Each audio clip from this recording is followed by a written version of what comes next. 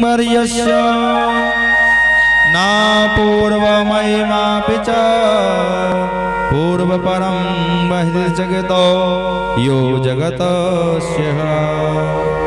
आज अनेक अनेक लीलाएं भगवान श्री हरि, थोड़ी देर से अनेक अनेक लीलाएं आज भगवान यही चुपचाप से लाके दे दो इस तरफ।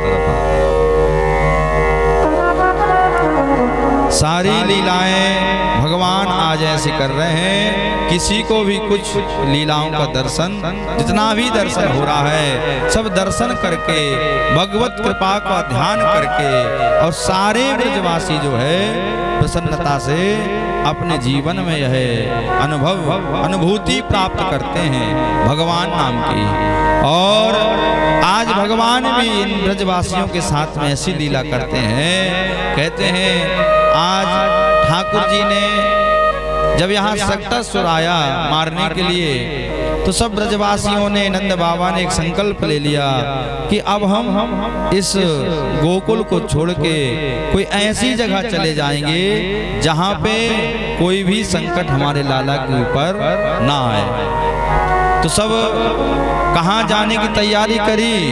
बोले उस समय सबसे अतीत धाम था, एक गुप्त जगह थी जहाँ पर कोई नहीं जा सकता था, वो था तुलसियों का वन वृंदावन। बड़ा अतीत पावन एक धाम है, एक छोटा सा गांव है, यमुना किनारे है और बड़ा सुंदर है। उसी जगह में चलो बोले लेके, वहाँ कोई की दृष्टि नहीं पड़ेगी, बड़ा सुंदर वन है, वहीं जाके हम लाला के साथ में रहेंगे। ऐसा ब्रजवासियों का भाव जगा। आज सबने अपनी अपनी गृहस्थी उठाई, बैलगाड़ी में भरी और सब के सब आज भगवान देख रहे हैं कि देखो ये मेरी सुरक्षा के लिए कितना बड़ा संकल्प लेते हैं कि अपना राजमहल सब कुछ त्याग के आज वन की ओर जा रहे हैं। सब लेकर पूरी गृहस्थी रख ली और सीधे पहुंच गए यमुना के तट वृंदावन, जहाँ बहुत बड़े बड़े वृक्ष हैं, जहाँ बड़ी बड़ी यमुना मैया का स्थान है, हरिदास बाबा की जहाँ तपोभूमि है। ऐसे धाम की ओर आज सब भक्त आज बिहारी जी के साथ में जा रहे हैं। स्वमातु हो स्वपिन्नात्रः विश्वत्वाज सम्रजा दृष्ट्वा परिश्रम कृष्णा कृपया शीत संभजते। आज ऐसे वृंदावन की ओर जा रहे हैं जहाँ भगवान साक्षात लीलाओं का वर्णन करते हैं। नाम वृंदावनम नाम ना पार्श्वं नवकाननम गोप गापी गमां सेव्यम पुण्याद्रवरीधुरम वृंदावनम गोवर्धनम यमुना पुलनानि च वीक्षस्यासितं प्रीति राम माधवयोर्गनयम्। साक्षात जहाँ नारायण वास करेंगे आज ऐसी पवित्र भूमि वृंदावन के धाम में सब लेकर पहुंच गए। नंद बाबा ने छोटे छोटे अपने घर बना लिए लकड़ी के, सब रहने लगे। वहीं पर गौ माता को भी ले गए। भगवान नित्य की तरह वहाँ भी वृंदावन में गौओं का चरण करते, गौ सेवा करते, यमुना किनारे जाते और गौ माता के साथ में अनेक लीलाएं करते। यमुना किनारे पहुँचे और आज यहाँ पर भगवान ने कहा कि देखो अपने सखा से कि आज हमें तुम्हारे घरन को भोजन करना है। मधुमंगल से कही। मधुमंगल ने कहा कि देखो जी हमारे यहाँ तो कितने दिनों से भोजन नहीं बना है और कितने दिनों से भोग नहीं लगा है। आपके ही घर में वो कार्य करती हमारी माँ, वहीं से जो प्राप्त हो जाता है उसी से हमारा भोजन प्राप्ति हो जाती रही। आज भगवान श्री हरि कहने लगे नहीं नहीं, आज हमें तुम्हारे ही घर का कुछ भोजन करना है, जो भी बना हो लेकर आओ। वो घर गए, घर जाकर अपनी माँ से कहा कि माँ आज कन्हैया ने हमारे घर को भोजन करने को कहो है, आप कुछ ना कुछ दे दो तो आज हम आपको खिला दें। मैया ने कहा 6 दिन पहले हमने पीताम्बरी बनाई थी, मतलब कढ़ी बनाई थी, अब वो जब से रखी है और उसके अलावा कुछ नहीं है घर में, अगर ले जाना है तो वही ले जाओ और जाओ खिला दो जब कही है तो आज एक भगोना में वो पीताम्बरी रखी और वो लेके जा रहा है। और जैसे आधे रास्ते में उसकी दृष्टि पीताम्बरी पड़ी, जब उसमें से कुछ बदबू आने लगी तो उसने कहा कि ये पीताम्बरी हमारा लाला खाएगा। अरे वो नित्य माँ की माँ माखन बनावे, मिश्री को भोग लगावे, शुद्ध शुद्ध छाछ पिलावे, कि बासी कढ़ी खाएगा तो कहेगा लाए तो तुम ऐसी लेकर आए। ऐसा सोचा और थोड़े दूर गया और थोड़ी दृष्टि भगवान की उसके ऊपर पड़ गई, ये कुछ लेकर आ रहा है मेरे लिए। जैसे ही उसको देखा तो ये भी खड़े हो गए कि लाए और हम पालें। जब उसने देखा ये तो देख ही रहे हैं तो उसने पूरी वो कढ़ी ली और अपने ऊपर कुड़ेल ली, कम से कम ये व्यर्थ हो जाएगी तो लाला खाएगा नहीं। जैसे ही कढ़ेली कुड़ेली है अपने ऊपर, यहाँ से दौड़ लगा दी भगवान ने और जाके उसे से पकड़ लिया। जैसे एक गाय अपने बच्चे से प्रेम करती है, ऐसी पूरी की पूरी कढ़ी भगवान ने चाट के खा गए। ये दृश्य कौन ने देखा? ब्रह्मा जी ने। ब्रह्मा जी ने देखा कि ये कैसी लीलाएं कर रहे हैं, हमें तो लग रहा है कि ये नारायण नहीं है, ये सीधे साधे ब्रजवासियों को ठगी पहुंच गया है, इसका परीक्षण करना पड़ेगा। तो आज ब्रज में ब्रह्मा जी भी आए हैं। आप लोगों ने कभी गोवर्धन की परिक्रमा की है ना, वहां देखना आप ब्रह्मा जी का स्थान बना है। 44 दिन रुके रहे ब्रह्मा जी, भगवान की लीला का दंड मिला रहा। और इंद्रदेव भी आए हैं ब्रज में, ये भी रुके रहे। इन लोगों को जब इनने भगवान के प्रति भक्तों की इस लीला में संदेह कर लिया तो इन्हें कुछ दोष समझ में आए। तो भगवान ने कहा तुम यहाँ आओ फिर हम तुम्हें समझाएंगे। तो आज ब्रह्मा जी ने क्या किया, ये संदेह हो गया कि नारायण नहीं हो सकते, ऐसी लीला भगवान थोड़ी करेंगे। तो आज ब्रह्मा जी आए वृंदावन में और आज सारे सखाओं को क्या किया ब्रह्मा जी ने, सखाओं को और जितनी गाय माता जी सब चुराई और वृंदावन से कहाँ ले गए, अपने धाम में ले गए, ब्रह्मलोक में। अब जब यहाँ दृष्टि पड़ी ठाकुर जी की कि देखा मेरे सखा कहाँ गए, मेरी गौ माता कहाँ गई, तो पहले तो बालकों की तरह रोने लगे, मचल गए। जब देखा इतने रोने में तो ये लोग आ जाते रहे, अभी तक कोई नहीं आया, समझ गए कहीं संकट में फंसे हैं। तो भगवान ने ध्यान किया तो कहाँ है, सब ब्रह्मलोक में फंसे हैं, बैठे हैं ब्रजवासी, और गौ माता मेरी ब्रह्मलोक में है। भगवान ने कहा ब्रह्मा जी तुमने बहुत बड़ी गलती की है, तुम्हें ये नहीं पता कि नीचे कौन है। आज ब्रह्मा जी का रूप लेके भगवान ब्रह्मलोक में पहुंच गए। अब ब्रह्मा जी ने देखा कि देखो अब मैं नीचे देख कर आऊं वृंदावन में कि वो है कहाँ। अगर नकली होगा तो वो भाग गया होगा छोड़ छाड़ के, और असली होगा तो वहीं घूम रहा होगा, यहाँ तक पता लगा लेगा असली होगा तो। अब ब्रह्मा जी जब वापस वृंदावन गए तो क्या देखा, यहाँ पर कोई नहीं है, सब सुन सपाटा। ब्रह्मा जी समझ गए वो नकली था, देखो भाग गया। और भगवान कहाँ आ गए, ब्रह्मलोक में। ब्रह्मलोक में आए और भगवान ने पहरेदारों से कहा, द्वारपालों से, देखो नकली ब्रह्मा दो दो घूम रहे हैं, और अब अगर क्या कोई आए तो भगा देना यहाँ से। बोले जी हुजूर, जी ब्रह्मा जी, जी गुरुदेव। और भगवान ब्रह्मा जी का रूप लेके उनके आसन में बैठ गए। अब यहाँ से घूम फिर के ब्रह्मा जी वृंदावन से कहाँ गए, अपने लोक ब्रह्मलोक। जैसे ही वहाँ पहुंचे द्वारपाल ने रोक लिया, अरे नकली ब्रह्मा कहाँ जा रहा है? अरे बोले भैया मैं असली हूँ, तुम्हारा मालिक मैं ही हूँ। बोले हमारे मालिक तो अंदर बैठे हैं, तुम नकली ब्रह्मा हो।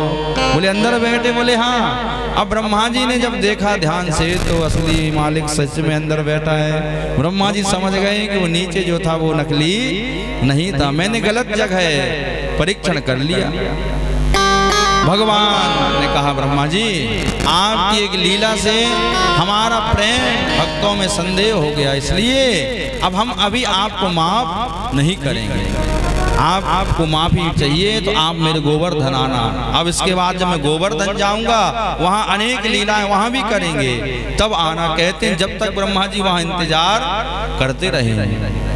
आज भगवान ने अनेक लीलाएं की हैं वृंदावन में भी, अतीत पावन धाम है। तो वृंदावन भी मानसिक रूप से चलें। आप लोग तो गए होंगे वृंदावन, आपके वहाँ से बहुत पास से, दिल्ली से, दीदी के यहाँ से, है ना, सभी लोग। अब नवंबर में जो अगले साल नवंबर आएगा उस समय 108 भागवत करना है वृंदावन, अष्टोत्तर। तो आप लोग जरूर आएगा अष्टोत्तर में, एक सप्ताह का समय निकाल के बढ़िया आनंद वृंदावन में करेंगे और पूरी 84 कोस की परिक्रमा भी लगाएंगे, पूरा ब्रज का दर्शन। भगवान ने कहा है कि जो 84 कोस की परिक्रमा लगाता है उसे 84 का बंधन मुक्त हो जाता है। और 84 की परिक्रमा मतलब पूरे तीर्थों का फल प्राप्त होगा। संसार में केवल एक ही जगह है जहाँ एक बार में पूरे तीर्थों का फल मिलेगा। बोले कौन सी जगह है? बोले ब्रज 84 कोस की परिक्रमा, पूरे तीर्थवास है। क्योंकि भगवान जब वहाँ रहे हैं ब्रज में तो भगवान ने कहा है कि यहाँ एक भी तीर्थ बाकी नहीं होना चाहिए, क्योंकि जितने हमारे भक्त आएंगे सबको यहाँ वहाँ जाने की आवश्यकता नहीं है, सब यहीं आकर हमारा दर्शन करें, सब तीर्थों का। तो भगवान ने पूरे तीर्थ स्थापित किए हैं ब्रज के अंदर।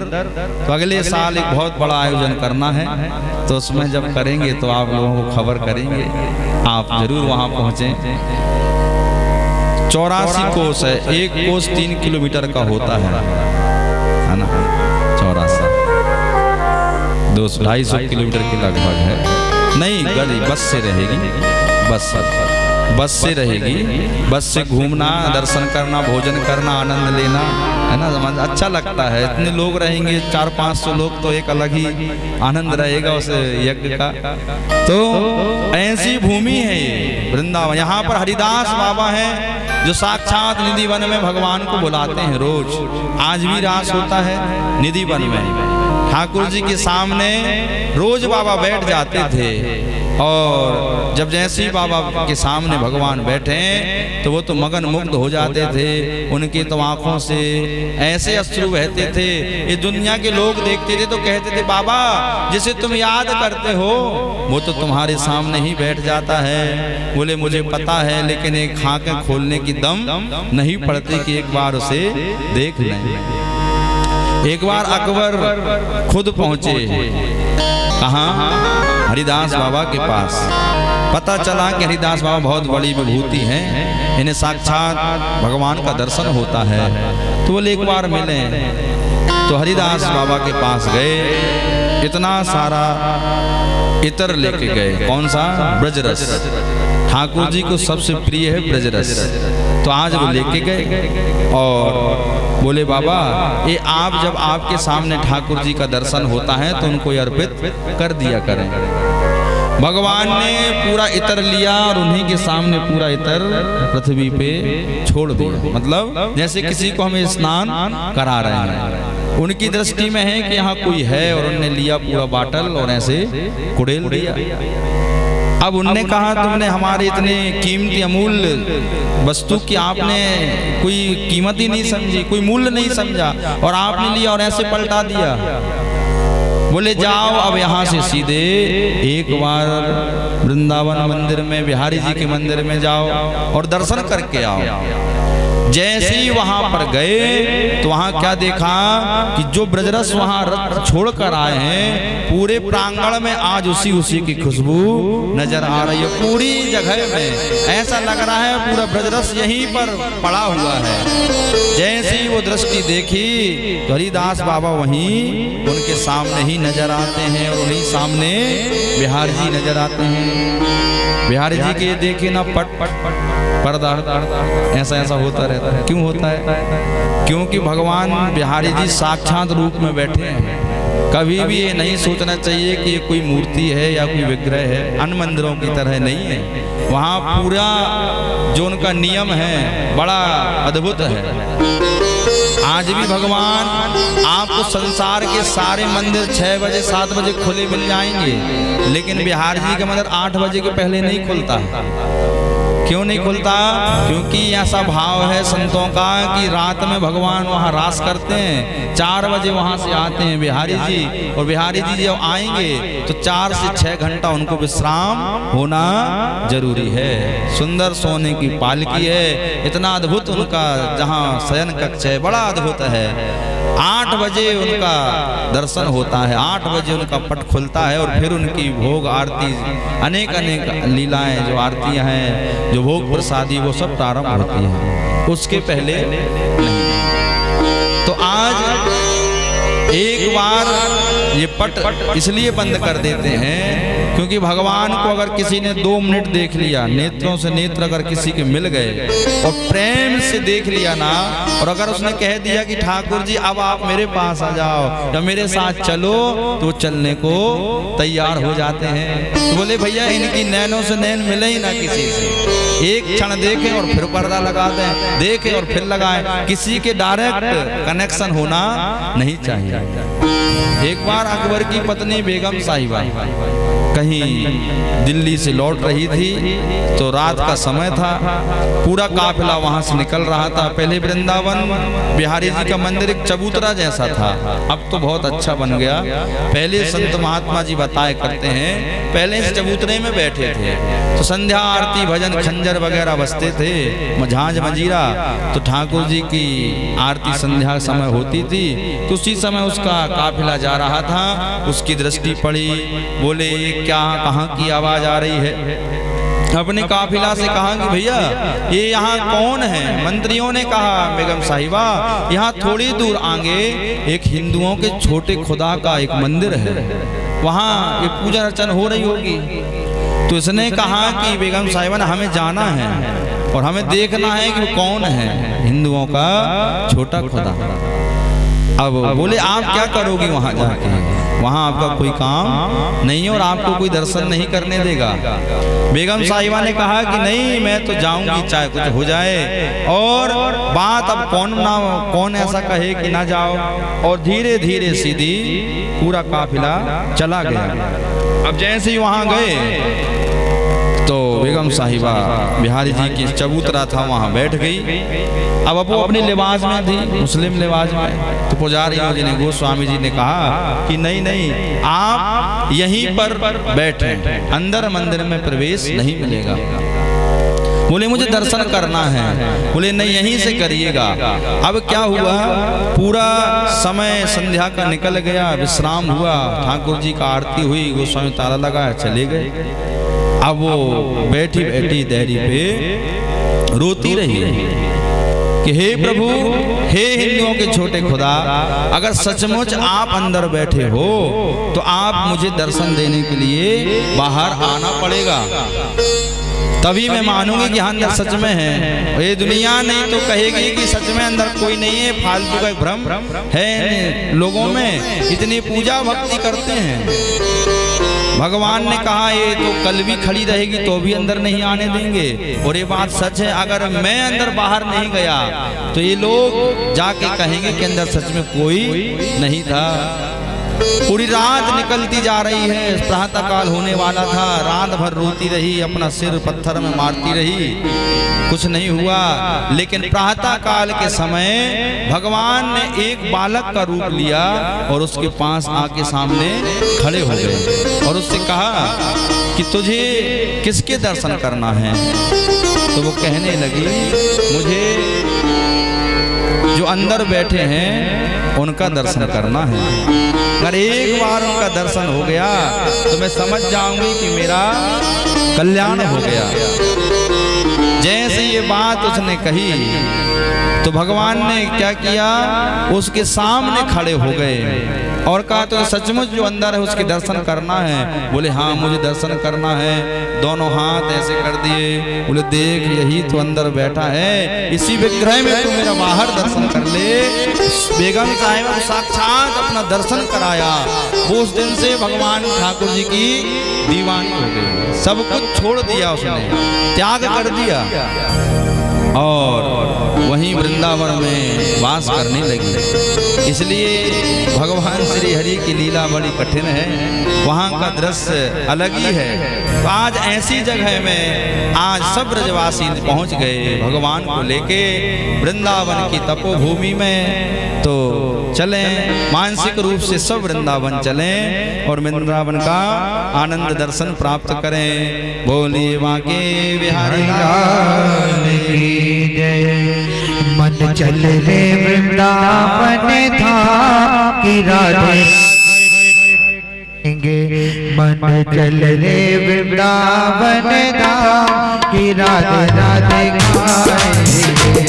मन चल रे वृंदावन धाम की राधे राधे गाएंगे, राधे राधे गाएंगे, श्यामा गाएंगे, राधे राधे गाएंगे, श्यामा श्यामा गाएंगे। राधे राधे गाएंगे, मन चल रे वृंदावन धाम की राधे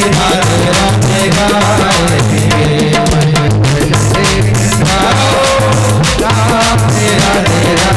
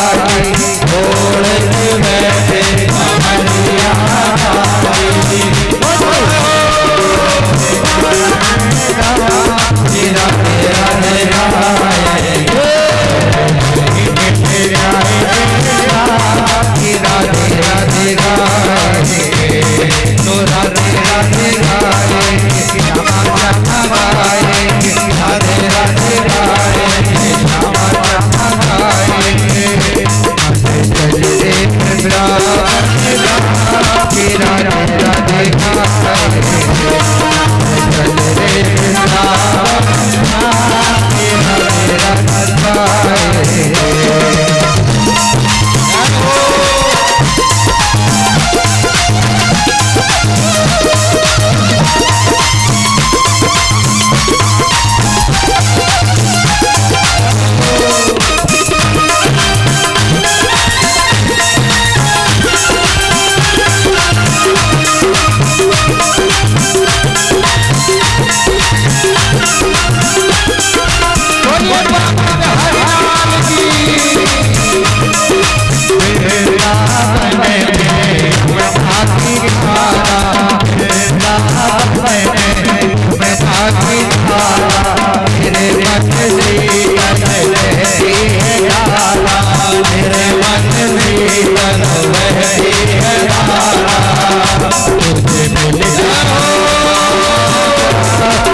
गाएंगे।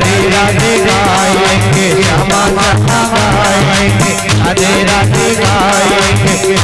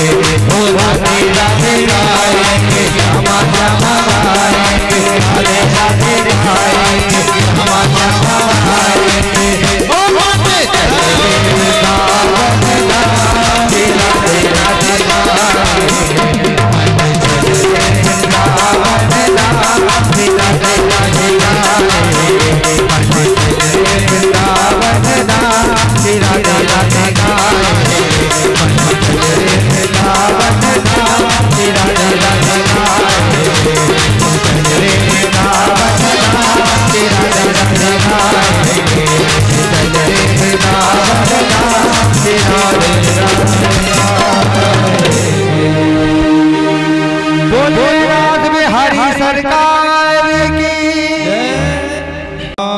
कृष्ण कृष्ण कृष्ण हि न विभो तस्य विशुद्धमन्वीक्षन् सर्पं त्वमुदासयतः। आज भगवान श्री हरि वृंदावन को देखकर बड़े प्रसन्न हो रहे हैं। कहते हैं वृंदावन के धाम की महिमा बहुत गाई है भागवत जी में।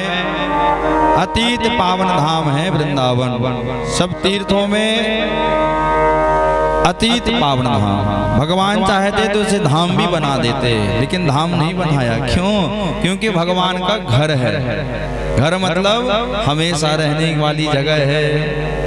और धाम ऐसे है कि आना जाना भगवान का लगा रहता है। सब तीर्थों का सबसे बड़ा जो है राजा कौन है तीर्थों का? तो बताया है तीर्थों का राजा प्रयागराज जी हैं। और तीर्थों के गुरु कौन है? तो तीर्थों के गुरु हैं पुष्कर जी, है ना। पुष्कर जी का भी दर्शन कभी जरूरी है करना। और हाँ, दीदी लोग तो हमारी सब जगह घूम चुकी हैं। और अब देखो कहाँ से कहाँ यहाँ कथा करने आए हैं। यहाँ की नहीं है, ये बहुत दूर से आए कथा सुनने। और भगवती ने इनको यहाँ बुलाया है। और जो हमारे जो भक्ताएं हैं प्यारे प्यारे भी मढ़ई, ये भी छोटी मोटी जगह से नहीं आए, ये भी बहुत दूर से आए। यहाँ से कम 25 किलोमीटर दूर है मढ़ई, वहाँ से आए। अभी भागवत हुई थी जब अपने यहाँ चालू हुई, उसके एक दिन पहले ही वहाँ समापन हुई मढ़ई। उस दिन भैया लोग आए थे, वही घर से माता जी इन्हीं ने कथा कराई थी। हाँ, हमारी रमा माता जी हैं मिश्रा जी, और हमारी दीदी लोग आई हैं दिल्ली से। ये सब बहुत दूर दूर से पधारे हैं। हमारे भैया बालाघाट से आए हैं, हमारी माता जी कटनी से हैं, दीदी दिल्ली से हैं। सब बड़े दूर दूर से यहाँ माँ भगवती कृपा से आ गए। और सबने ये सप्त दिवस श्रीमद् भागवत कथा का रसपान किया। और आज पंचम दिवस की कथा भगवान के धामों की कथा श्रवण कर रहे हैं। वृंदावन धाम बड़ा अतीत पावन धाम है। इसी धाम में कहते हैं राधा रानी का भी दर्शन यहीं पर हुआ है ठाकुर जी को। वृंदावन यमुना तट के उस पार एक गांव है, आज भी वहां पर एक छोटा सा कुंड है जहां पर सबसे पहली बार राधा जी को देखा था। जब भगवान छोड़ के गए हैं यहाँ पर राधा रानी को, तो इनने इतना अश्रुओं का आपादन किया है कि उस जगह में आज भी वो कुंड बन गया है। बहुत अच्छी जगह है। वहाँ पर इतने सारे मोर हैं कि मतलब वहाँ जाओ तो लगता है कि यहीं कहीं अपन भी रहने लगे। छोटी सी गांव की जगह है, लेकिन दिखने में बहुत खूबसूरती है। प्रकृति का वहाँ बड़ा सुंदर दृश्य है। उसी भूमि पर आज राधा रानी को भी दर्शन हुआ है। आज भगवान ने कहा कि देखो जब मैं ब्रज में आई गया हूँ तो सब जितने भी दोष हैं इस भूमि के, जितने भी ऐसे कार्य हैं, जितने भी दंड देने वाले राक्षस हैं, सबका संहार करते चलूं। तो एक और कालिया नाग था ब्रज में। वृंदावन जो बिहारी जी का मंदिर है उसी के जस्ट पीछे है कालीदेव। कालीदेव में कालिया नाग रहता था। ये क्या था? ये परिवार के साथ रहता था, तो नीचे रहता था जल में। अब जो भी उस जगह का जल पिए उसके प्राण निकल जाते थे। विष इतना अधिक था उस सर्प में कि कई गौ माता के प्राण निकल गए, कई ब्रजवासियों के। भगवान को पता चला तो मेरे ठाकुर जी ने कहा कि अब आ ही गया हूं तो इसका भी उद्धार करूंगा। आज सब सखाओं से कहा भैया देखो आज अपन एक खेल खेलेंगे। लाला कौन सा खेल खेलेंगे? तो आज बोले एक खेल खेलना है गेंद बल्ला का। चलो आज गेंद बल्ला खेलेंगे। अब भगवान को तो लीला करना है। एक कपड़े की बाल बनाई और सबको लेके पहुंच गए। अब भैया ये बाल खेल खेलें कहाँ? तो बोले यहीं खेलेंगे। बोले यहीं? बोले यहाँ तो यमुना जी का तट है और काली दे। अरे तुम्हें ना है पता लाला, इसमें कालो सर्प है, कालिया नाग, और बहुत भयंकर सर्प है। लाला यहाँ से चलें दूर खेलें। बाल चली गई तो मिलने वाली नहीं है। भगवान ने कहा ठीक है, वो अगर चली गई तो हम ले आएंगे या तुम जाके ले आना। अरे बोले हम कहाँ जाएंगे वहाँ?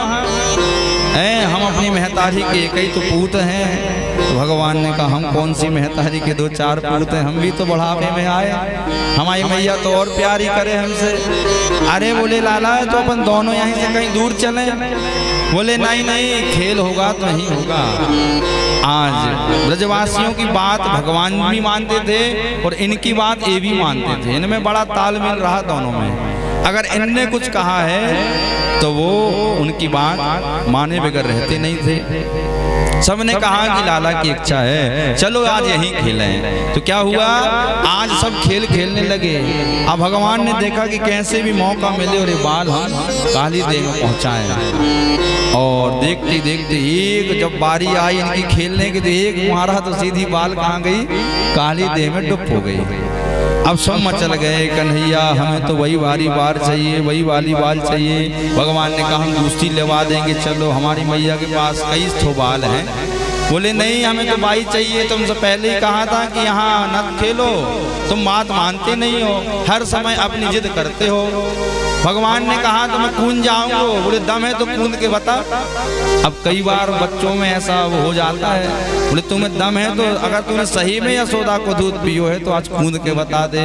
भगवान ने कहा देख मेरी महतारी को नाम बीच में नाला, मैं सही में कूद जाऊं। बोले कूद के दिखा।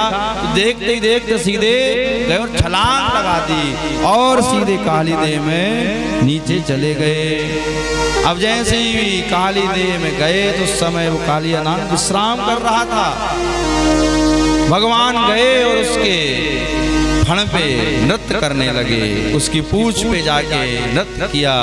उठ गया, उसने कहा ये कौन है छोटा सा बालक जिसने आज इतनी हिम्मत कर ली यहाँ तक आने की। नाग पत्नियां जो थी वो समझ गई कि ये कौन है। बोले हे पति परमेश्वर, आज हमारे प्रभु आए हैं हमें दर्शन देने के लिए। बोले यहाँ कहाँ आ सकते हैं। कहते हैं कालिया नाग ने पकड़ लिया भगवान को और पत्नियां तो समझदार थी, चरणों में गिर गई। भगवान का दर्शन हुआ। कहते हैं ठाकुर जी ने अपना दिव्य दर्शन कराया है और कहा कि भैया इस भूमि को तुम त्याग दो, तुम ऐसी जगह जाओ जहां तुम्हारा इस संसार में सांपों का रहना जरूरी है, क्योंकि बनाने वाले कौन हैं, वही तो बनाने वाले हैं। अगर खराब होता तो भगवान बनाते नहीं। 84 लाख योनि है, ये सब काम की हैं और प्रकृति के हित के लिए सब कार्य कर रही हैं। लेकिन सर्प का काम क्या है, बोले जितना भी कार्बन डाइऑक्साइड ऑक्सीजन होता है इसके पास एक सेंसर होता है जीभ में। सांप को देखना वो हर क्षण जीभ निकाल बाहर, तो उससे वो पूरा प्रदूषण जो होता है बाहर का वो ऑक्साइड कार्बन डाइऑक्सीजन वो खींच लेता है अंदर। वो धीरे धीरे विष क्यों बन जाता है, बोले उसी से विष भी बन जाता है। और अगर कहीं सांप मर जाए ना पूरे संसार से तो यहाँ मनुष्यों को रहना दुर्लभ हो जाए। आपके दिल्ली में कितना प्रदूषण रहता है ना?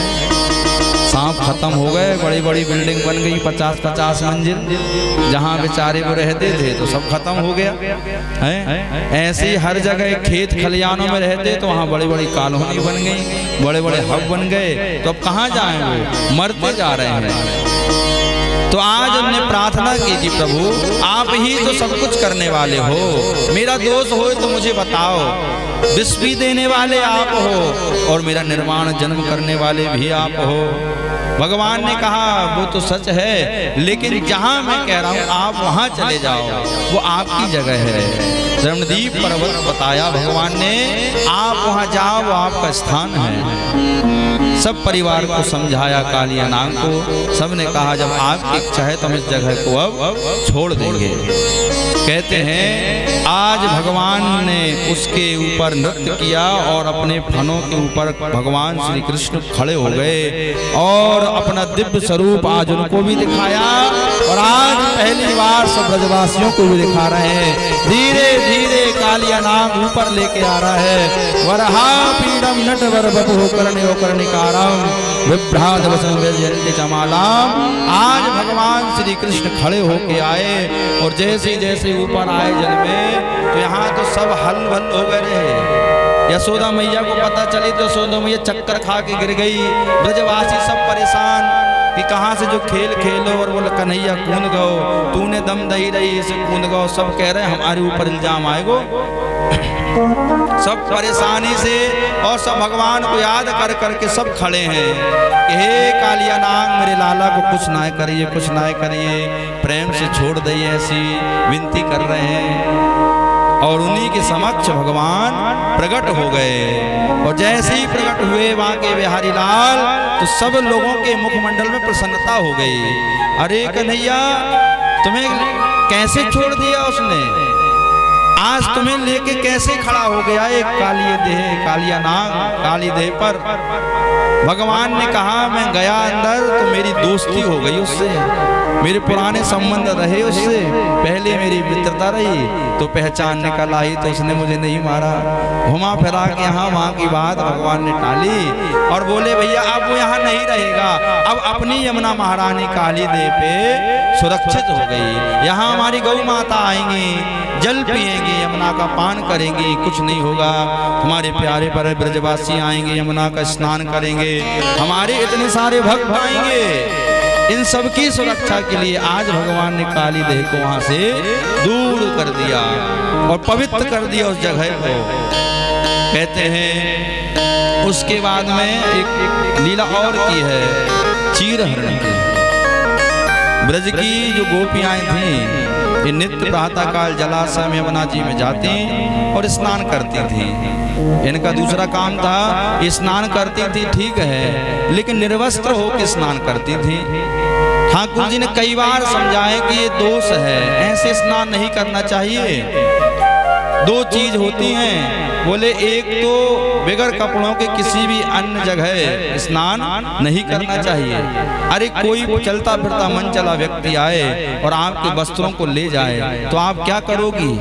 सूर्य उदय हो जाएगा, फिर यहाँ पर लोग आने लगेंगे, अपना पानी भरेंगे, स्नान करेंगे, आप कब तक जल में छिपी रहोगी? और दूसरा चीज, ये जल जो है वरुण है, वरुण मतलब पुरुष है, पुरुष देवता है, वरुण देवता है, और किसी भी पुरुष के सामने निर्वस्त्र नहीं होना चाहिए। आपको रोज समझाते हैं, समझती नहीं हो। आज भगवान ने किया ये रोज ने भाषण दें, लेकिन इनको लगे कन्हैया तो अब छोटो है, ऐसी बात तो हर कोई करे। ये रोज जाएं, अपने कपड़ा रखें और जलाशय में चली जाएं यमुना जी में। भगवान ने कहा ऐसे नहीं मानोगी, तो आज पहले पहुंच गए और पूरी जितने गोपियां थी सबके कपड़ों की पुटरिया बनाई और ले जाके पेड़े में टांग दी। अब सबने स्नान किए और जैसे ही सूर्योदय होने लगे तो गांव के लोग भी आने वाले थे जलाशय में पानी लेने के लिए, और सबने देखा कि यहाँ से कपड़ा कहाँ चले गए, अब तो कोई तो कपड़े नहीं है, अब हम कैसे वस्त्र बदलेंगे और कैसे लोग आने वाले हैं, अब क्या करें, कहाँ जाएं? ऐसी स्थिति है कि अब कहीं जा भी नहीं सकते। सब पुकारने लगी कन्हैया कन्हैया कन्हैया, हमारे वस्त्रों को ला दो ला दो, हमें पता है वस्त्र चोरी आपने किए होंगे। भगवान कदम के पेड़ पे बैठे हैं पुटरिया लेके, बोले देखो यहाँ मैं यहाँ बैठा हूँ, मैं रोज मना करता हूँ लेकिन आप बात मानती नहीं हो, इसलिए आज मुझे चोरी करने पड़े। चीरों को चुरा लिया भगवान ने। कहते हैं आज ये बात सबके समझ में आई, सबने कहा कन्हैया आज के बाद हम ऐसा काम करने वाले नहीं हैं, हमें क्षमा करो, आज हमारे वस्त्र हमें दे दो, आप दोबारा ऐसा नहीं करेंगे। भगवान ने उनको समझाया और फिर जाके पुनः वस्त्र दिए, फिर उनने वस्त्र पहने और फिर उनने कार्य करना बंद कर दिया।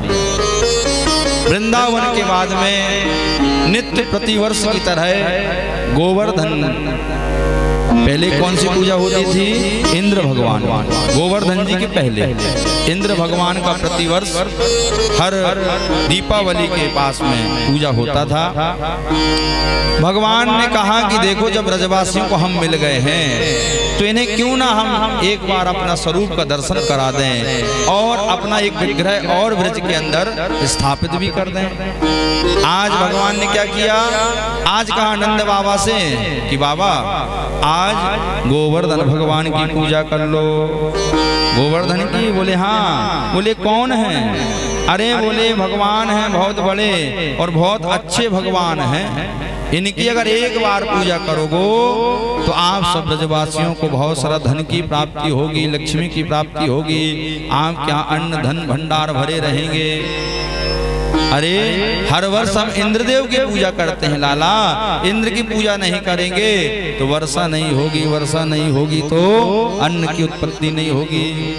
भगवान ने कहा कि बाबा आप कर्म करेंगे तो इंद्र भगवान को वर्षा करना ही पड़ेगी। आप इंद्र भगवान के भरोसे बैठे रहेंगे तो कुछ होने वाला नहीं है।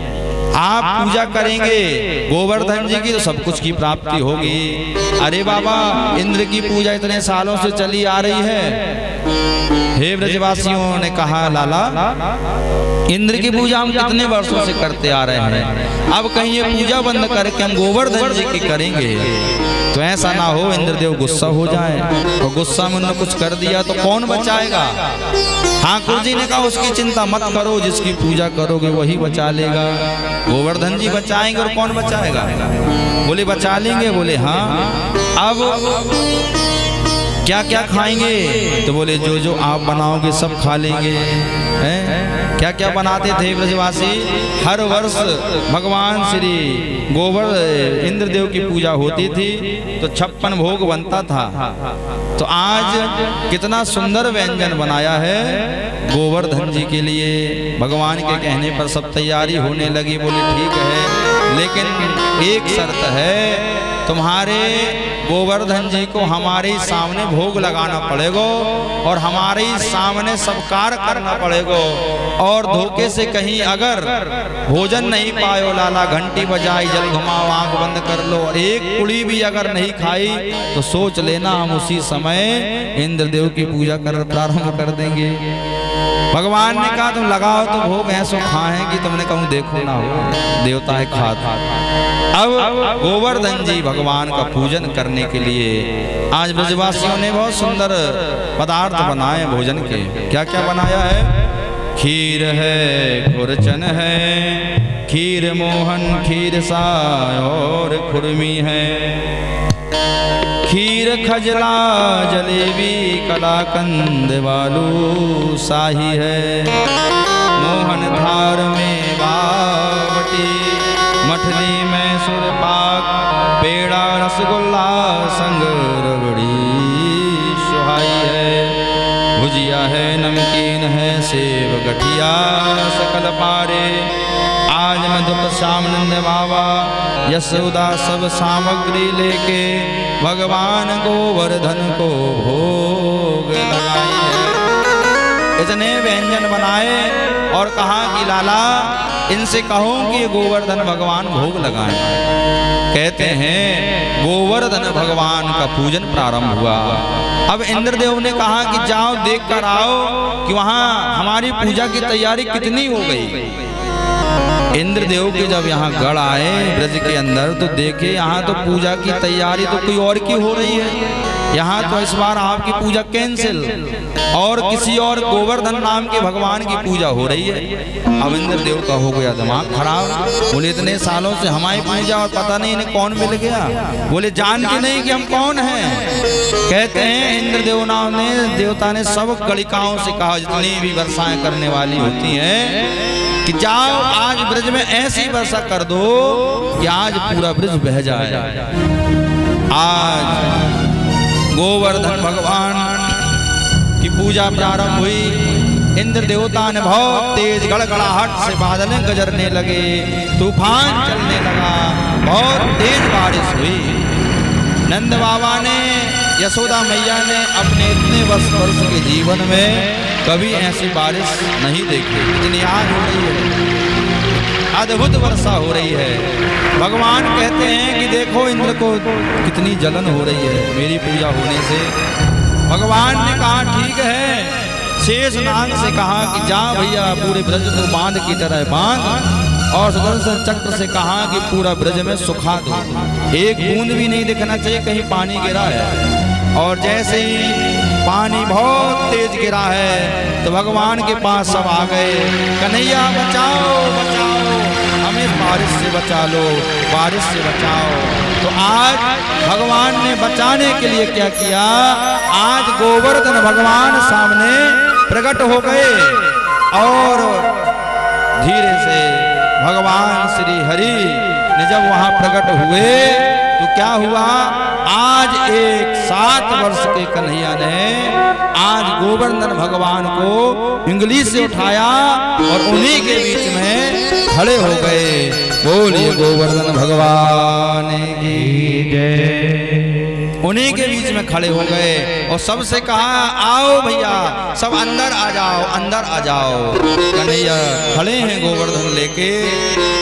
जैसे ही सब आए सब लुक गए भगवान के पास खड़े होके।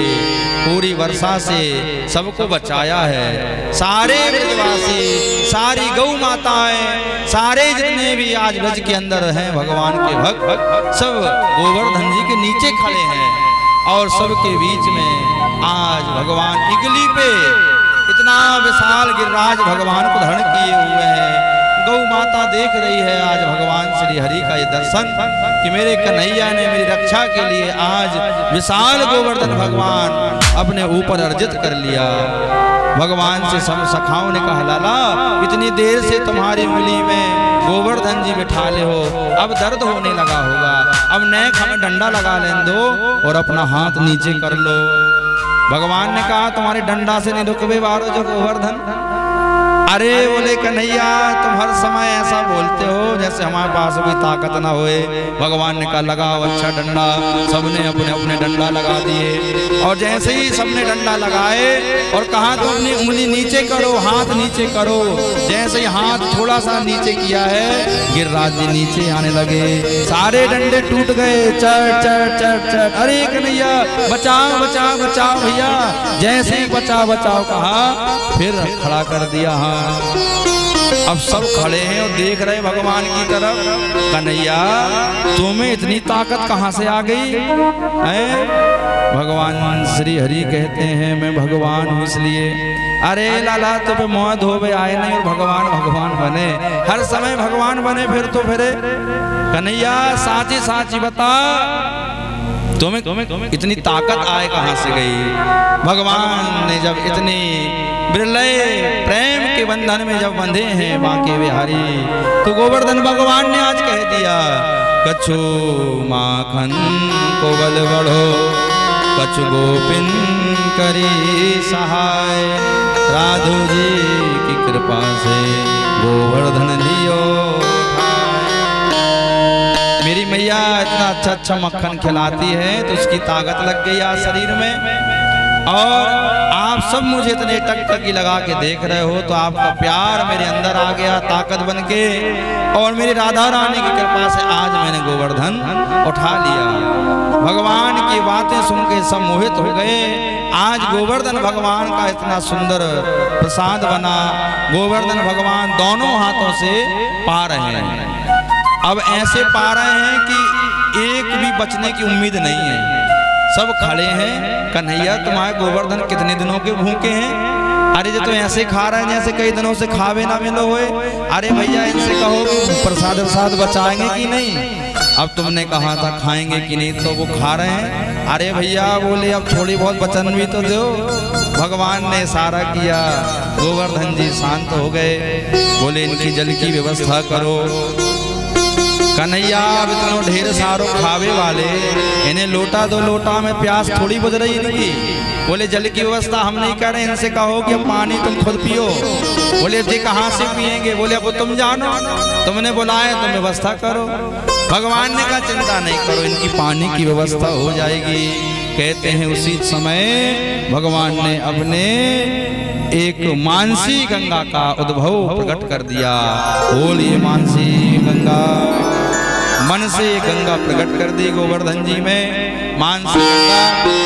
और जितना ब्रज में पानी इंद्र ने गिराया था पूरा पानी एक जगह एकत्रित कराया और अगस्त मुनि को बुलाया है और कहा कि हे गुरुदेव, जब मैं राम बन के मेरी सीता ने आपको भोजन पे आमंत्रण किया था, आपने प्रेम से भोग पाया था, आपने कहा था मैं पानी कब पीऊंगा, तो मैंने कहा था जब मैं कृष्ण बन के वृंदावन में गोवर्धन में लीला करूंगा तो आपको जल पिलाऊंगा। आज आप आइए और आज सारा जल आप स्वीकार करिए। तो आज अगस्त मुनि जी एक तलहटी में जाके बैठे हैं और पूरा जल का पान कर रहे हैं। कहते हैं भगवान ने लीला की, अब सब ब्रजवासियों ने पूजा का दर्शन किया। आप भी गोवर्धन भगवान का पूजा करेंगे और गोवर्धन भगवान का 56 भोग लगाएंगे। उसके बाद में गोवर्धन भगवान की 7 परिक्रमा करेंगे, फिर उसके बाद में आरती करेंगे। बोलिए गोवर्धन भगवान की। महाराज महाराज तेरे माथे मुकुट बिराज रहो, श्री गोवर्धन महाराज महाराज तेरे माथे मुकुट बिराज रहो, तेरे माथे मुकुट बिराज रहो, तेरे माथे मुकुट बिराज रहो, श्री गोवर्धन महाराज महाराज तेरे माथे मुकुट बिराज रहो, श्री गोवर्धन महाराज महाराज तेरे माथे मुकुट बिराज रहो।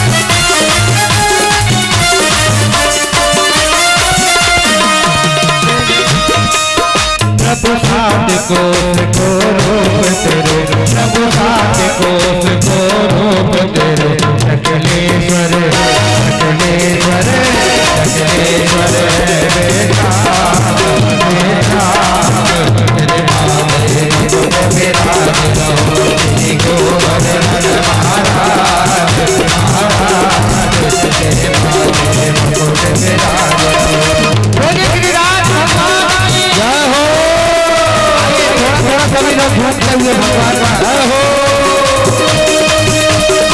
सभी लोग मस्ती में झूमते हुए जय हो। थोड़ा थोड़ा सभी लोग नृत्य करेंगे गोवर्धन महाराज की पूजा करते हुए।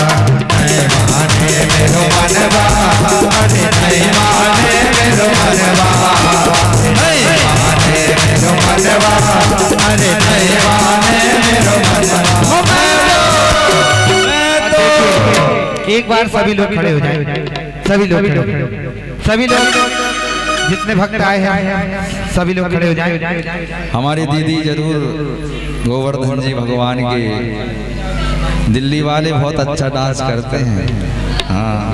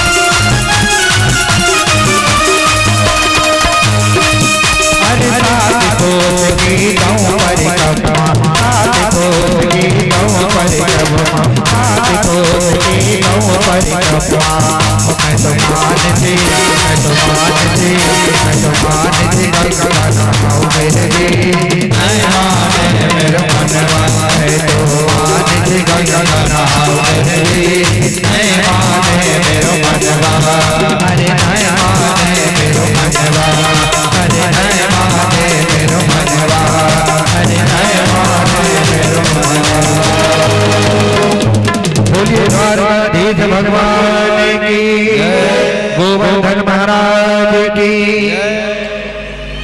आइए एक भजन में हुक्म चले बरसाने वाली का। सभी लोग नाचेंगे, हमारे दिल्ली वाले, कटनी वाले सभी लोग, और जो मणि से आए सभी भक्त, जितने भक्त आए सभी लोग। वृंदावन में हुक्म चले बरसाने वाली का। मेरा श्याम दीवाना है, मेरा श्याम दीवाना है उस राधे रानी का। मेरा श्याम दीवाना है उस राधे रानी का। हर वृंदावन में हुक्म चले बरसाने वाली का। वृंदावन में हुक्म चले बरसाने वाली का। मेरा श्याम दीवाना है, मेरा श्याम दीवाना है उस राधे रानी का। मेरा श्याम दीवाना है उस राधे रानी का।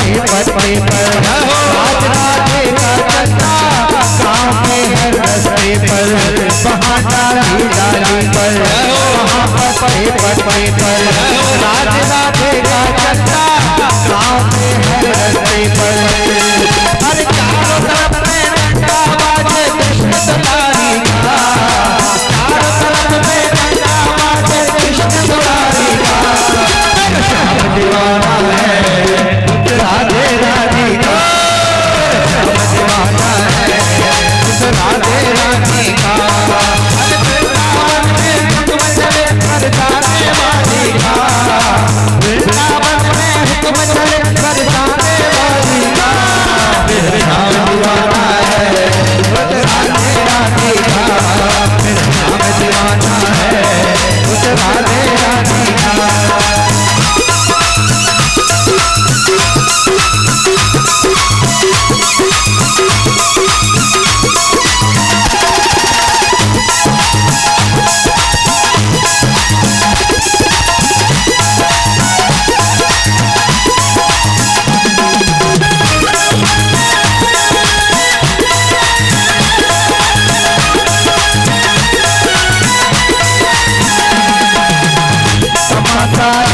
देखा जरा बनवारी सुन ले तमाशा एक देखा जरा बनवारी सुन ले रात से मिलने की खातिर कन्हैया भेष बदले तमाशा एक देखा जरा बनवारी सुन ले रात से मिलने की खातिर कन्हैया भेष बदले कभी पुरानी का कभी तो धूड़ी वाले का कभी पुरानी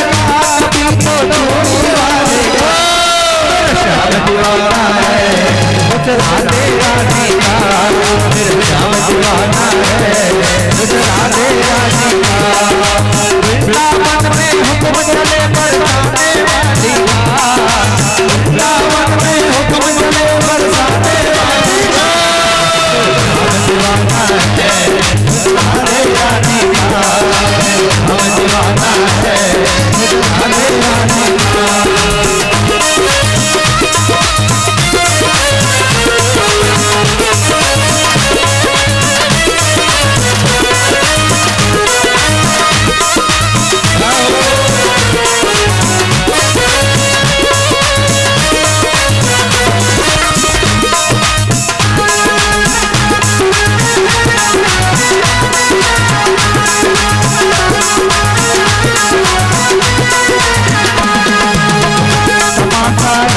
देखा जरा बनवारी सुन ले तमाशा एक देखा जरा बनवारी सुन ले रात से मिलने की खातिर कन्हैया भेष बदले रात से मिलने की खातिर कन्हैया भेष बदले कभी पुजारी का कभी तो धूड़ी वाले का कभी पुजारी का कभी तो धूड़ी वाले का श्याम दीवाना है राधे राधिका श्याम दीवाना है राधे राधिका वृंदावन में हुक्म चले बरसाने वाली का वृंदावन में हुक्म चले बरसाने वाली का श्याम दीवाना है राधे राधिका श्याम दीवाना है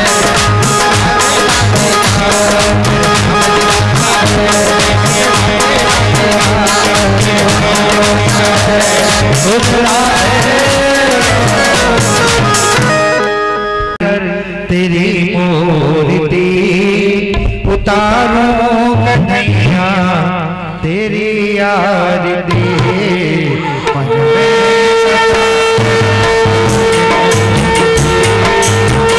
कन्हैया तेरी आरती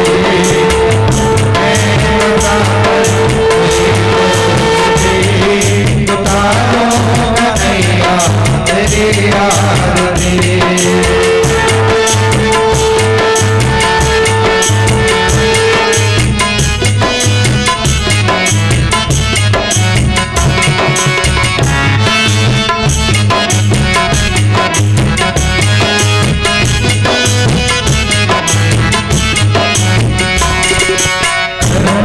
करो कष्ट हरो ज्ञान दो भगवत भव बसे नाम मेरे भाव दो भगवत करुणा करो कष्ट हरो ज्ञान दो भगवत भव बसे नाम मेरे तार दो भगवत दर्द की दवा तुम्हारे पास है दर्द की दवा तुम्हारे पास है ये दिल की दया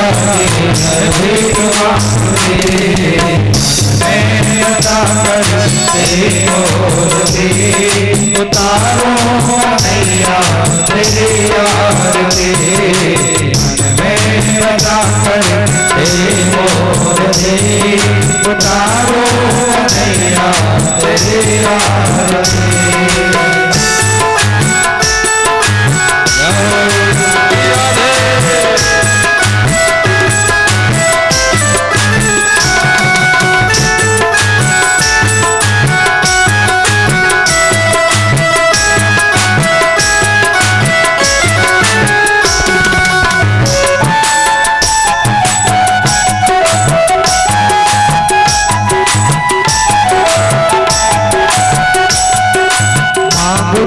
क्या मैं यही सोचूं भगवत जिंदगी जब तेरे नाम कर दी मांग तुझसे क्या मैं यही सोचूं भगवत जिंदगी जब तेरे नाम कर दी अब कुछ तेरा कुछ नहीं मेरा सब कुछ तेरा कुछ नहीं मेरा सब बन तेरा सब कुछ व्यवहार मन में बसा कर तेरी मोहरी उतारो नैया तेरे यार के मन में बसा कर तेरी मोहरी उतारो नैया तेरे यार